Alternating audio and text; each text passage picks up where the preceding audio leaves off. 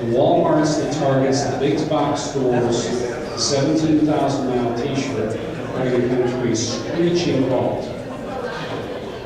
I would bet my next 2 paychecks they will, because we're going to run out of the ability to transport goods and services at a cost that anybody can reasonably do. Today we can get raspberries, strawberries, peaches, and tomatoes 12 months a year when we fly in from Chile.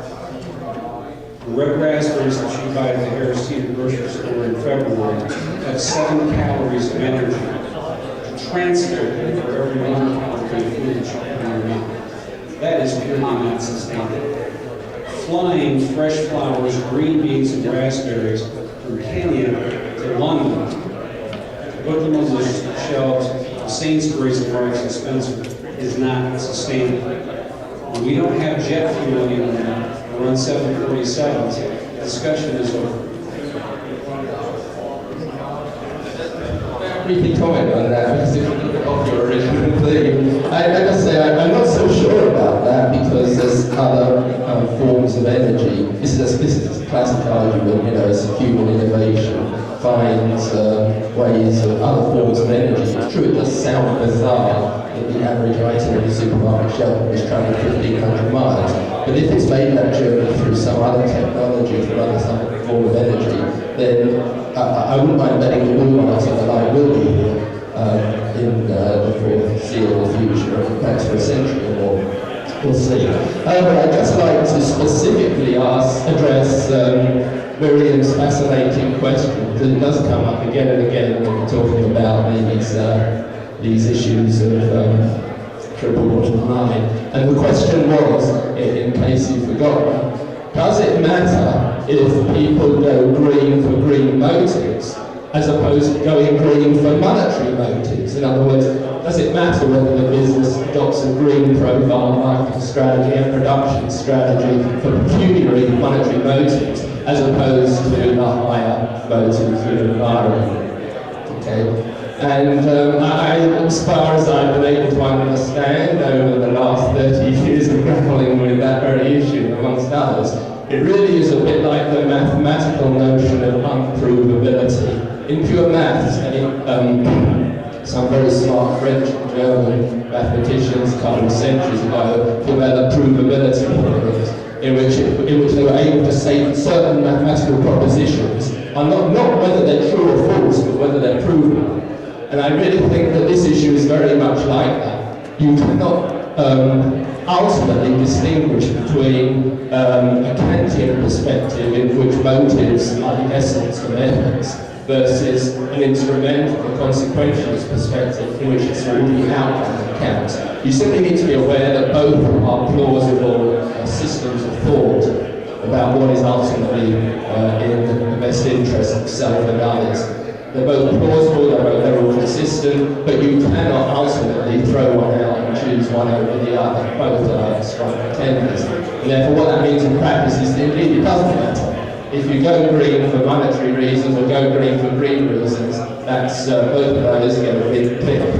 Okay? One.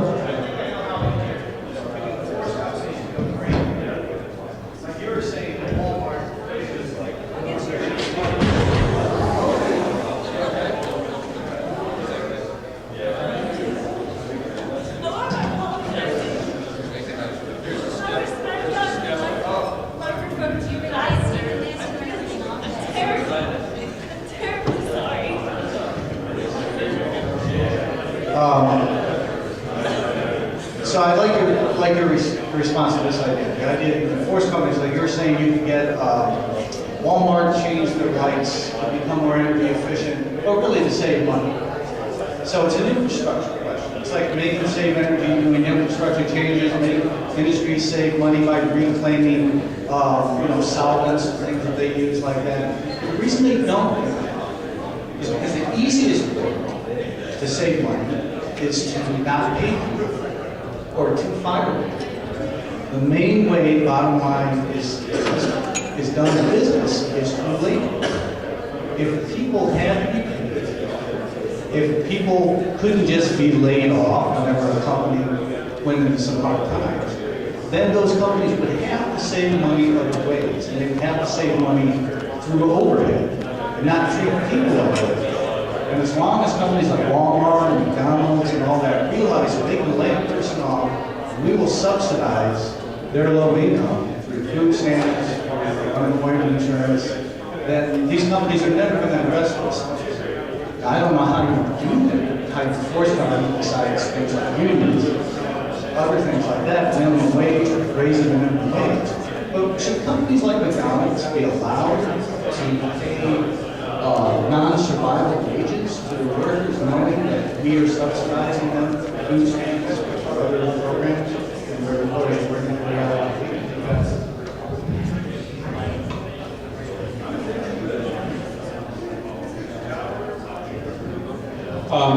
the wages that you just talked about, that's an economic question, it's a political question. If you want to address that one, talk to the state legislature and go to Congress. They're the ones that set the minimum wage. Nobody else. If you go to most McDonald's, you find that they're paying more than their minimum wage. Most companies are, because if they don't, they can't get anybody to work with them. Period. You go to most companies around the world, you go to China today, companies are paying significantly more than the minimum wage set by each province in southern China. They're paying double, 250% of the minimum wage, because they've got a massive wage shortage, or worker shortage in southern China. You go to Winston-Salem and drive by McDonald's there, you'll find offers at $7.50, $8.50 an hour, starting wages, plus benefits, plus, because they can't find people to come work at McDonald's. So I would suggest, is a wage factor part of that? Yes. But in the more forward-thinking countries, that's not an issue. You go to most of Western Europe, they're paying significantly above the minimum wages in those countries because they don't have enough native population to fill the jobs they have. So most of Western Europe is today being populated by the lower wage jobs, and Eastern Europeans, people from Latvia, Czechoslovakia, Poland, some of the former Czech republics and so forth, purely for economics, because they've got to get there.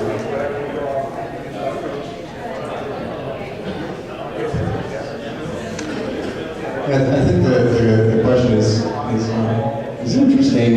And from the economic side, so they're thinking you increase the cost on labor, you're fixing some sort of regulation, minimum wage increase. And then your thing is that would motivate and encourage them to try to find cost savings elsewhere. But at the margin, it should increase their incentive to save elsewhere. And they should be, why wouldn't they be saving by installing the energy efficient lighting to begin with? Because they're lazy. Well, I'm not sure increasing their cost of one of their inputs for production or their labor would necessarily solve the lazy problem.